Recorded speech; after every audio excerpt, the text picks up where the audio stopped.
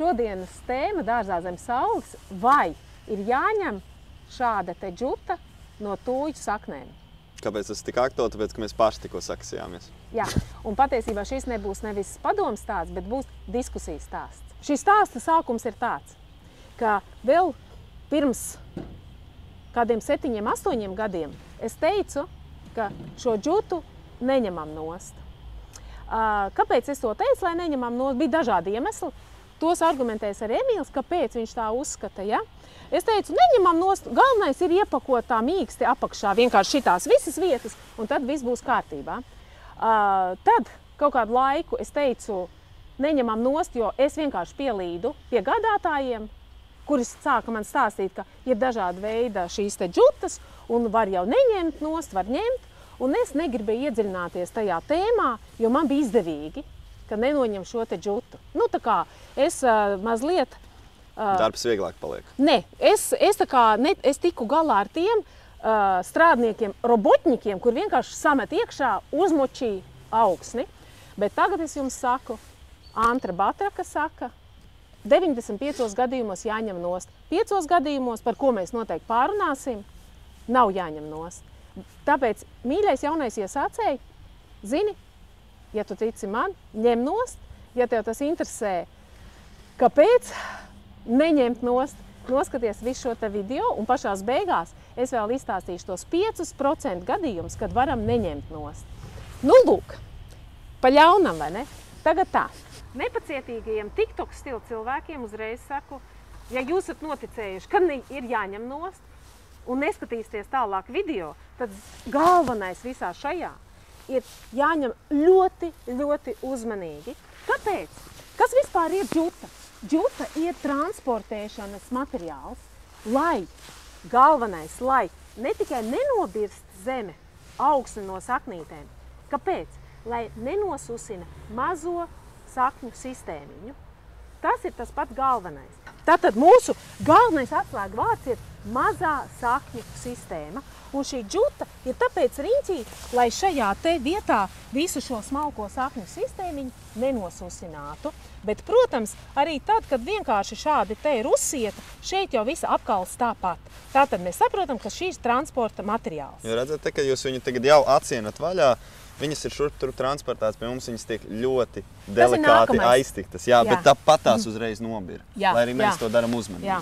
Un jums noteikti ir jāatver vaļā ļoti uzmanīgi, un jūs ņemsiet nost.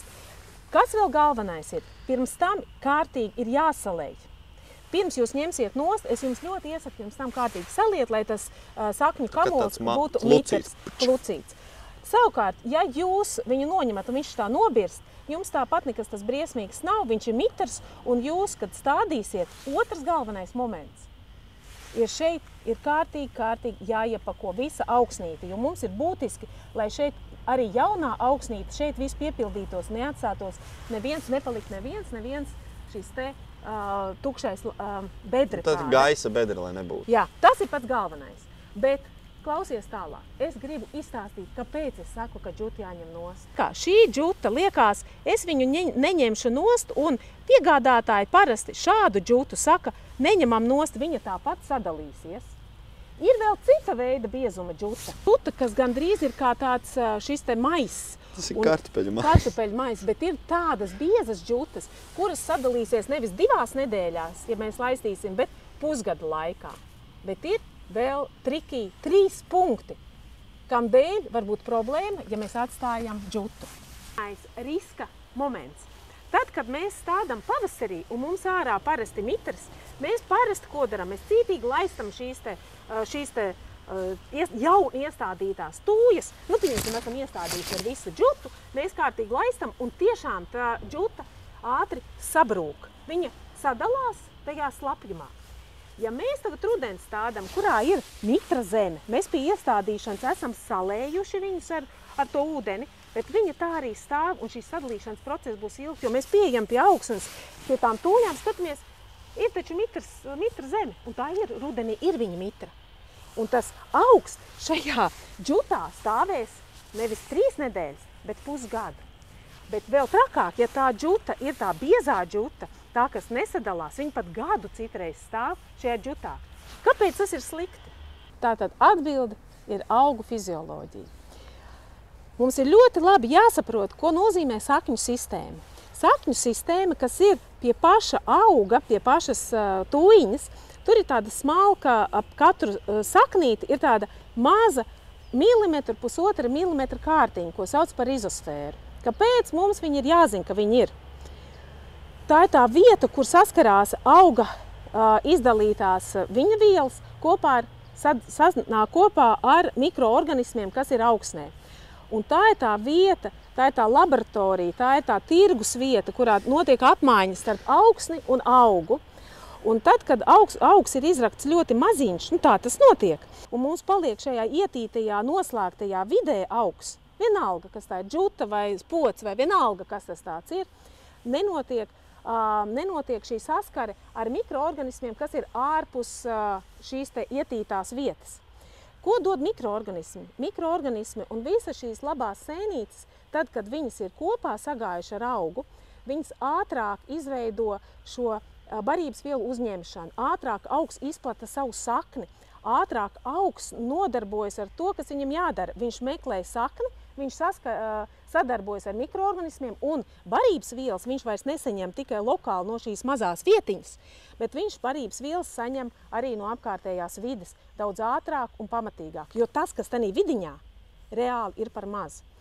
Un šo te ļoti daudzo gadu laikā es esmu redzējis to, ka, protams, tajā mazajā vidē iestādītā tūjiņa tāpat izcīnīs savu dzīvi, bet viņa 100%, es varu parakstīties zem katra pusvārda, 100% vairāk mocīsies, sliktāk adaptēsies, sliktāk pārziemos ziemu, sliktāk uzņems barības vielas un visdrīzāk ļoti ilgi mocīsies. Mēs nemaz nerunājam par pārējiem aspektiem, mēs tikai par to, ka viņai nav šī iespēja sadzīvot kopā ar apkārtējo vidi. Mēs vienmēr ļoti gribam palīdzēt saviem augiem, vai ne? Mēs esam gatavi pirkt dārgākos minerālu mēslus, mēs viņus esam gatavi pirkt spaiņiem, gāzt virsū, tur laistīt katru dienu stundām ilgi, bet īstenībā visu, ko tu vari izdarīt, tas vienkārši noņemt to džutu. Bet ļoti, ļoti akurāti. Jā. Un tad, kad no rīta mēs ar Emīlu gandrīz vai pat sastrīdējamies par šo tēmu, ka es teicu, ka jā, es taisīšu video, kurā es saku, jāņem džutu, no viņš saka... Es teicu stop. Lai mēs neiebraucam otrā grāvī. Jo kas notiek? Pilnīgi piekrīt no ķīmiskā visu šo, man Antra to jau mācīja jau gadiem. Gadiem reāli klausos un mācos par to visu. Un pat tas tirgus laukums ir baigi labais jēdziens. Bet džuta, viņš ir tas elements, kas tiešām satur to visu momentu. Ja šajā gadījumā mums tā sakne ir diezgan stingra, vēl tāda forša, vai ne, ka tāds blāķis liekam iekšā stādam, un tad es zinu, kāda ir tā realitāte, ka cilvēki paņem, pirmkārt nomet viņu ārā no mašīnas, kaut kas vēl nobirst. Tad, kad pirms stādīšanas mēs viņu attaisam vaļā, vēlreiz nometam forši, un tad principā tā sakne paliek tukša. Jā, un pat neiepako. Un tad mēs vēl nepaspējam sastādīt. Viņas tur rindiņā stāv, šitā saulīte spīd, viss forši, nākamajā dienā pabeigsim. Un tad, kāpēc manām tūjām ir problēmas? Jā. Un es ļoti gribu, lai jūs ņemat no to džutu. Es pilnīgi piekrītu, bet daram to uzmanīgi. Un tajā brīdī, kad mēs esam noņēmuši, tad, tā kā tāda delikāta bēbi, apmēram liekam zemītē, un tad pakojam iekšā. Tikai tajā brīdī. Tikai tajā brīdī. Kā notiek realitātē? Mēs paņemam šo augu, ieliekam tajā tranšejā, un tad ļoti uzmanīgi atveram šeit augšā. Mēs viņu uzmanīgi viens paceļ uz augšu, un otrs smuki noņem. Un tad mēs mīksti, kārtīgi iepakojam visu šeit apakš. Ja nebūs šīs darbības, tad būs tā kā vienmēr. Kaut kā jau izdzīvos. Tiem augiem jau patīk dzīvot un cīnīsies viņi. Bet, ja mēs gribam tiešām palīdzēt, tad vienkārši izdaram šīs vienkāršās lietas, kas īstenībā nemaksā neko. Tikai uzmanību. Tikai uzmanību un cītīgu, kārtīgu attieksmi pret augsni. Mēs esam pienākuši pie pēdējā punkta. Kuri tad ir šie 5%, kuros drīkst nenoņemt džutu? Gadījums numur 1, kur izvērtē tikai zinošs cilvēks, un kurš uzņems atbildību par to, ko viņš dara. Tas, kurš vienkārši atbrauc un iestādi, tas neuzņems atbildību. Atceramies, ja? Tātad, ja mūsu īpašumā atnāk milzīgs augs, tā var būt arī tūja, kas atnāk ļoti liela, tur, teiksim, 3 metrīgi, viņai riņķī būs arī siets. Ja? Un viņa ir tik smaga, ka to mēs stādām ar pacēlāju. Protams, mēs nevarēsim pacelt viņu augšā, dīrāt visu nost un bāzt zemē. Tas tā nenotiks. Bet kas notiks? Mēs šādu, pieņemsim stādu, ieliekam stādu bedrē, kurā ir viss jau sagatavots, visa pamata augsne, viss ir sadarīts. Pašās beigās mēs paņemam šos te metālus, piegriežam, mēs noņemam arī cik var daudz džutu. Neviens neatceļ to pašu procesu, kurā mēs iepakojam apakšējo daļu, ja, tāds uzmanīgi, bet mēs pēc iespējas paņemam visu šo te nost. Ja. Stāstu par to, ka sakņu kakliņam šitai augšējai daļai ir jābūt vajadzīgai vaļā, tas būs cits stāsts, mēs nepaturojam galvu, bet vienmēr šitai vietai ir jābūt vaļā, bet tas ir obligātā daļa. Tātad pirmā reize, kurā mēs varam runāt, ka pilnīgi visu džutu mēs nevaram noņemt tīri tehniski iemeslu dēļ. Jā, tāpēc, ka koks ir pārāk liels un viņš ir pārāk smags, un lai mēs viņu nesačakarētu, mēs tiešām kaut ko atstājam apakšā, bet maksimāli tāpatās mēs mēģinam noņemt. Respektīvi, tas jau tāda kā mantra, ko mēs šeit visiem atkārtojam, kad cilvēki ņem šos lielos kokus, tad dabū viņu tajā stāda bedrē uzmanīgi, skaisti, bez mētāšanas. Tad, kad tu esi iepakojis to apakšu, respektīvi tas kociņš ir nostājies savā pozīcijā, viņš pa labi kreisi vairāk nelīgosies, viņš ir done, tad paņem ar platinēm, atgriez nost sietu, cik nu vari zemtiec, ja tur kaut kas paliek apakšā. Jā, bet pakojam jā, piespiežam, piepakojam forši tā, lai ir, un tad arī ar šķērītēm to augšējo džutu noņemam. Otrs gadījums, kad mēs drīkstam nenoņemt džutu, ir ļoti bīstams padoms šobrīd, ko es teikšu. Tas ir tad, kad mēs augu pārstādām vai stādām laikā, kad viņu nedrīkst stādīt. Lapu koku no augsnes izraktu mēs nedrīkstam stādīt nevienā brīdī, kad viņam ir lapas. Tātad mēs gaidām, kad viņš gulēs. Tas ir kaut kad rudens, ziema, pavasars. Ja? No puķpoda, ja viņam ir izveidojusies sakņu sistēmiņa tāda apvijusies riņķī, mēs varam stādīt visu sezonu, visu, gan ziemā, vasarā un tā tālāk. Ja? Un rudenī, protams. Bet tādu izraktu no zemes mēs varam tikai tad, kad lapiņa nav. Tātad viņš guļ. Jo tad, kad mēs izrokam, mēs atraumējam sakņu sistēmu un viņš vairs nespēja atjaunoties. Par tūju runājot. Kad tad ir tas laiks, kurā mēs nestādam tūjas? Ir tas laiks, kurā stūja dzen intensīvus, mīkstus, zaļos dzinumus. Ja mēs ņemam pēc laikapstākļiem, tas ir tas laiks, tas ir kaut kur varētu būt māja beigas, bet tas ir katru gadu citādāk. No māja beigām vai pat jūnija vidus ir citreiz bijis šogad, pieņemsim, ja? No jūnija vidus apmēram mēnesi, 2, kamēr dzen šos mīkstos dzinumus. Laiks, kurā nav iesakāms intensīvi veidot tūju dzīvžogu. Principā šis ir laiks, kurā netiek ieteikts viņu stādīt. Bet es saprotu, ka tik šausmīgi gribās iestādīt to tūju, un ja jūs nenopirksiet pie mums, jūs tāpat skriesiet kaut kur citur viņu raksiet, ja?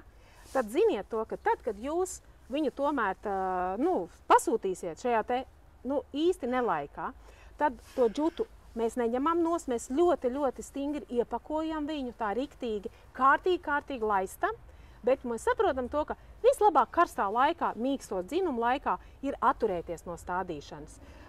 Ekstremālos gadījumos var. Ja? Mēs runājam tomēr to, ka ir tāda iespēja, bet nav ieteicams. Ja? Zinām to, ka var pēc tam mocīties. Un ja mums mokās aug, mēs paskatāmies, vai tomēr kad ir jūnijas, jūlijas, augušie karstie mēneši par stādīšanām, rakšanām ārā, pirmkārt konsultēties ar mums. Mēs pateiksim, jā, nē, neiesakām, labi, bet nē. Ok. Un trešā reize ir tā, ko izmantojam mēs dārzniecībās, kad mēs lielos augus iestādām pagaidu stādījumā. Ko tas nozīmē pagaidu stādījums? Šeit, pieņemsim, šim te skaistajam kokam ir gan metāls, gan džuta. Ko mēs darām? Mēs ieliekam uz laiku viņu iekšā un netiek noņemts nekās. Mūsu dārzniecībā mēs cenšamies pēc iespējas atvērt sakņu kakliņu sistēmu, bet arī tas citreiz strauji nesanāk. Ja? Ja ātri aiziet augs, to dara mājās jūs. Ja? Jā, vai nu jūs, vai nu dārznieks, bet tas obligāti ir jāizdara. Jā, paskatāmies, reku ir. Šo arī Emīls viens pats pārstādīja, iestādīja, ko tu darīji. Tu, protams, neņēmi ārā, jo visdrīzāk, ka pēc kaut kad drīz vien nonāks pie kāda klienta, un tad arī uz vietas arī ņems ārā. Tātad par džutu esam izstrīdējušies. Noteikti tev būs jautājums, vai mēs iesakām likt šo te nezāļu plēvi melno plēvi, noskaties mūsu video, kurā es saku nē, bet es tev parādīšu, kur es pat esmu uzlikusi. Skatāmies, te, kur es zinu, kad man būs problēma ar nezālēm, pavisam pa pašu maliņu, es esmu uzlikusi. Bet tur apakšā zem paša auga un tai pusītē man nav šī nezāļu plēve, jo es gribu nodrošināt tur šo te bioloģisko bagātību pašam augam. Noskaties to video, atsaucis ir apakšā komentāros, aprakstā. Un zini vēl, ka bez šādas plēves ir arī dabiskās kukurūzu plēves, bet es nezinu, kur viņas nopirkt. Tās gan var.